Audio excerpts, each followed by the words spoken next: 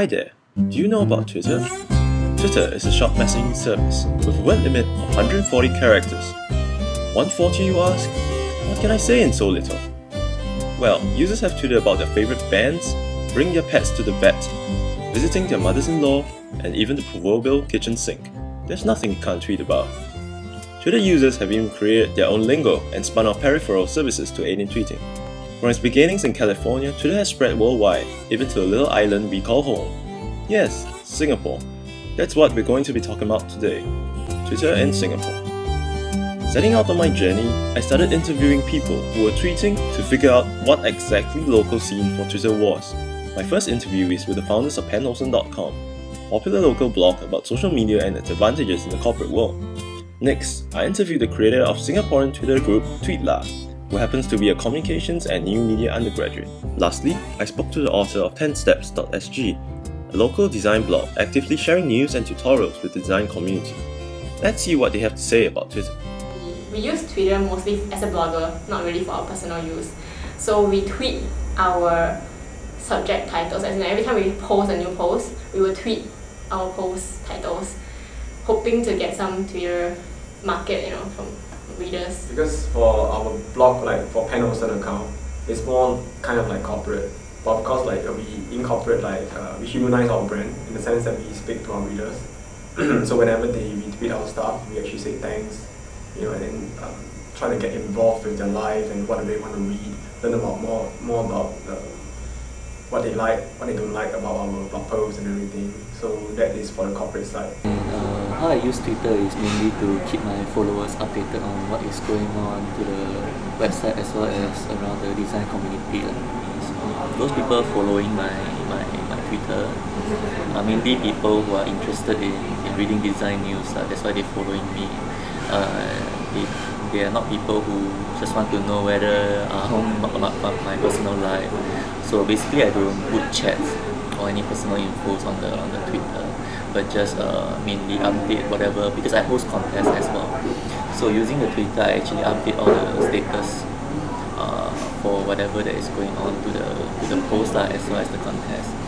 So that's actually interesting. When I first heard about Twitter, I wasn't exactly very excited, not very thrilled about it. Reason being, I was like, what is this tool about? 140 characters, what can you talk about? It's so, short and succinct. I'm so used to, blogging, for example. So how I use Twitter very often is actually for support. And what support means is, say for example, I'm actually working in a company, and say when people actually have problems that they're facing, saying like, oh, how do I use this technology? My BlackBerry is not working, my iPhone is not working, I'm facing so and so problem. And it's there in real time that we sort of get a response from these people, where we're able to instantaneously help them respond to their queries and their questions. According to TwitterHolic.com, the number of Singaporean tweeters have exceeded the 12,000 mark. I decided to zoom in and find out exactly what tweeters in Singapore are up to. And I think companies now in Singapore are still very skeptical about how good Twitter is, and they actually prefer users, maybe their supporters or their fans, to set up their own accounts for the brand itself. So they are not actually involved in the intervention. We know that Twitter is more than just US people. Yeah, in fact, more than half of them are from the other rest of the world. So large corporations like Starbucks, like Zappos, and Mailchimp, their target group is just not only on US users but just as worldwide. So for them to use Twitter, the incentive is higher. If you compare to SMEs in Singapore, there isn't much would any rational business person would want to target 10,000. Yeah, correct. Yeah, in the first place, they can't even get to contact 10,000. Yeah. So there's not enough reach on Twitter right now for Singaporeans. Yeah. So Singaporean companies targeting local industry is not gonna use Twitter much. It's definitely growing, and as I mentioned, I think we're still fundamentally the early adopters. We don't see many people using Twitter in Singapore, and people are still tweeting about, where do I go to eat? What do I do? What am I doing right now? But you see a growing trend.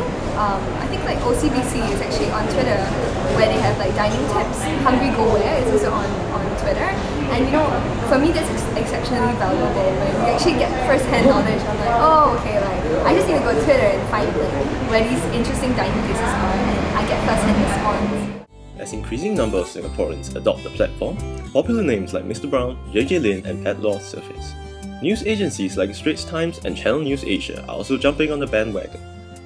Governmental bodies like the Public Library and the government's official site have also tapped on Twitter to reach out. Twitter's popularity has also contributed to its adoption on multiple platforms.